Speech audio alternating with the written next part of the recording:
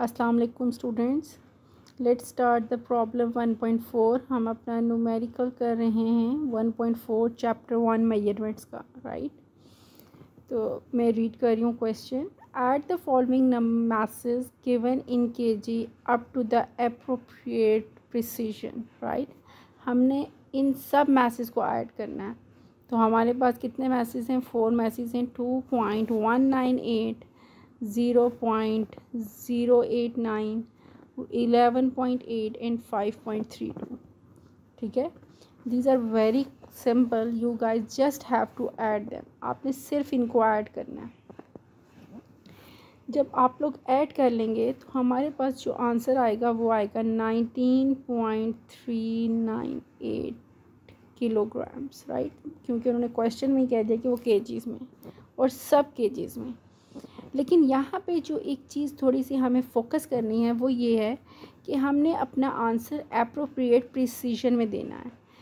Students, last time भी मैंने आपको अपने प्रिसीजन वाले टॉपिक में आपको एक चीज़ बताई थी कि हम अपना फाइनल आंसर हमेशा नंबर ऑफ़ सिग्निफिकेंट फिगर्स में देते हैं, जो कि हम सिलेक्ट करते हैं हमारे क्वेश्चन में जो सबसे लीस्ट सिग्निफिकेंट फिगर में आंसर नंबर होगा, उतने ही सिग्निफिकेंट फिगर में हम अपना फाइनल आंसर देंगे। ठीक है, तो सबसे पहले हम अपनी वैल्यूज़ का जो कि हमें क्वेश्चन में गिवन है उनके सिग्निफिकेंट फिगर्स को देखते हैं।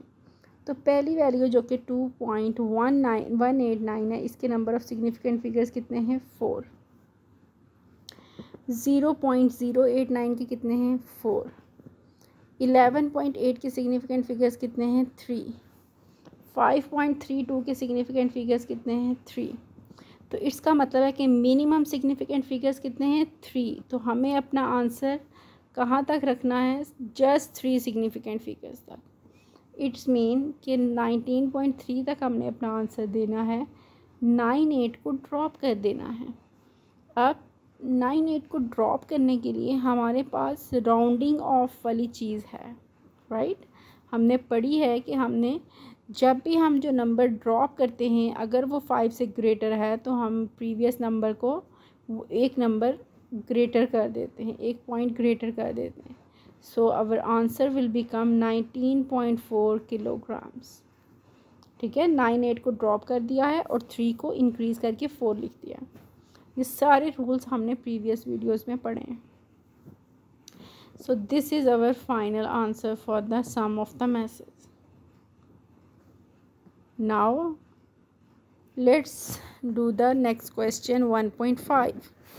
Be careful, इसको समझते हुए ज़रा ध्यान से सारे समझेंगे हम पहले एंड देन सॉल्व करेंगे question. Find the value of g and its uncertainty using T. Time period हमें सिंपल पेंडुलम का दे दिया, राइट।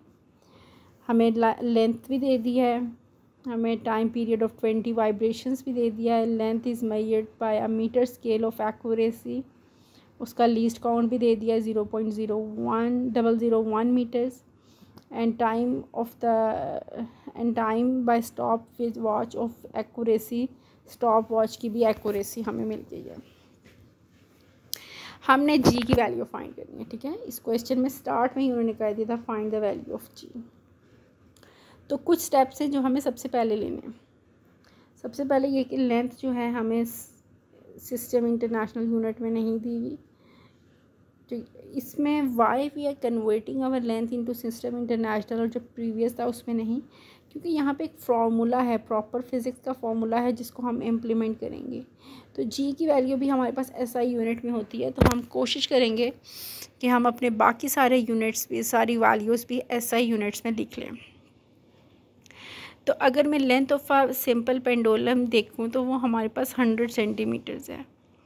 मींस कन्वर्ट करना है मीटर्स में तो डिवाइड करना पड़ेगा 100 के साथ, तो हमारे पास आंसर आ जाएगा 1 मीटर्स। सिमिलरली 20 वाइब्रेशंस का जो टाइम पीरियड आया है वो 40.2 आया है।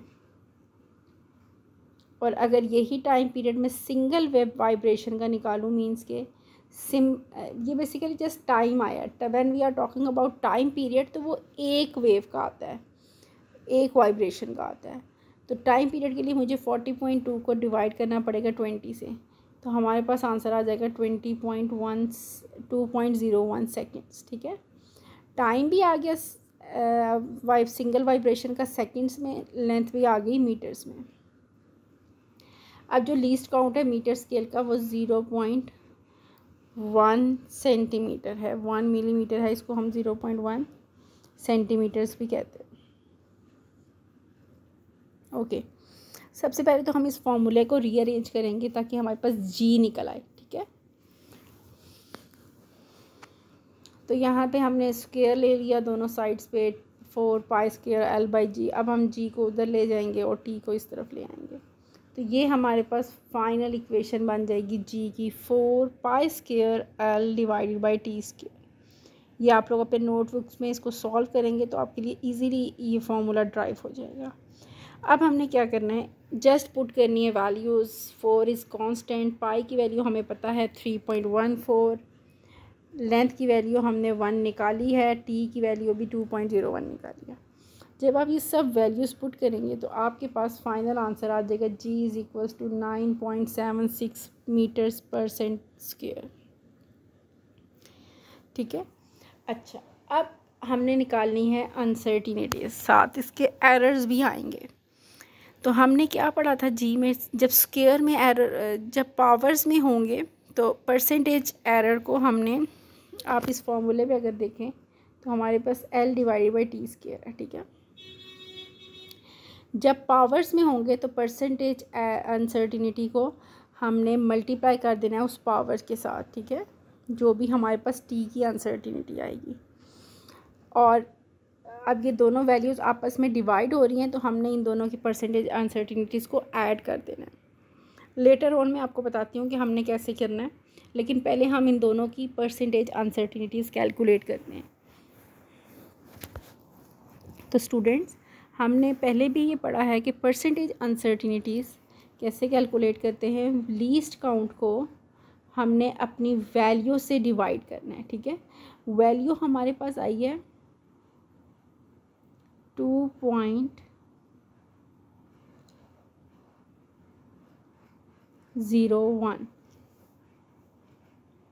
ठीक है, 2.01,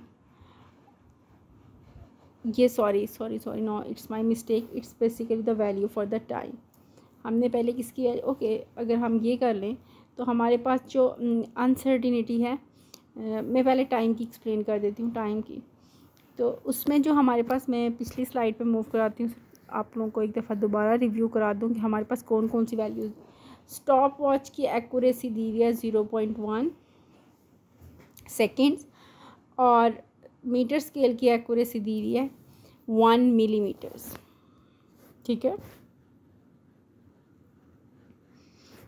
ये तो एक्यूरेसी 1 मिलीमीटर दी हुई है, लेकिन उसकी आई कितनी थी, 20 वाइब्रेशंस की दी हुई है।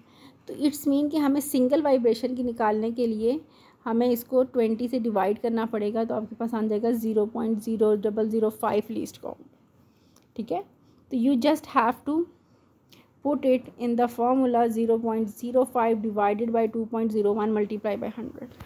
ये तो आपके पास इजीली अनसर्टिनिटी आ जाएगी हमारे इसकी, अपने टाइम की।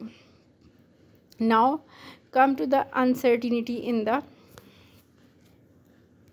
Least count, uncertainty in the length. तो अगेन आपने इसके लीस्ट काउंट को डिवाइड कर देना है वंस अपनी वैल्यू से, और मल्टीप्लाई कर देना 100 से। Just ignore this one. तो आपके पास 0.1% आ जाएगी अनसर्टिनिटी किसकी, लेंथ की।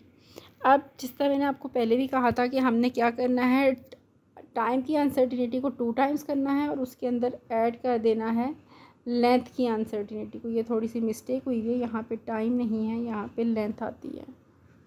ठीक है, टाइम की अनसर्टिनिटी को ऐड कर देना है लेंथ की अनसर्टिनिटी से। तो 0.1 प्लस 2 टाइम्स ऑफ 0.25। ठीक है, तो आपके पास फाइनल आंसर आ जाएगा 0.6%। अगेन इस परसेंट को आपने किस में कन्वर्ट करना है, अपनी वैल्यूज़ में। तो 0.6 डिवाइडेड बाई 100 और मल्टीप्लाई कर देना है, जो आंसर आपके पास ये आया है। जी के आंसर के साथ। तो आपके पास अपनी फाइनल अनसर्टिनिटी आ जाएगी, जो कि आएगी 9.76 प्लस माइनस 0.06 मीटर्स पर सेकंड स्क्वायर। ठीक है स्टूडेंट्स, मीटर्स पर सेकंड स्क्वायर जी आया है, इसका यूनिट मीटर्स पर सेकंड स्क्वायर होता है। और प्लस माइनस क्यों आया है कि इससे 0.06 इंक्रीज़ भी हो सकता है और 0.06 डिक्रीज़ भी हो सकता है। ओके स्टूडेंट्स, अल्लाह हाफ़िज़।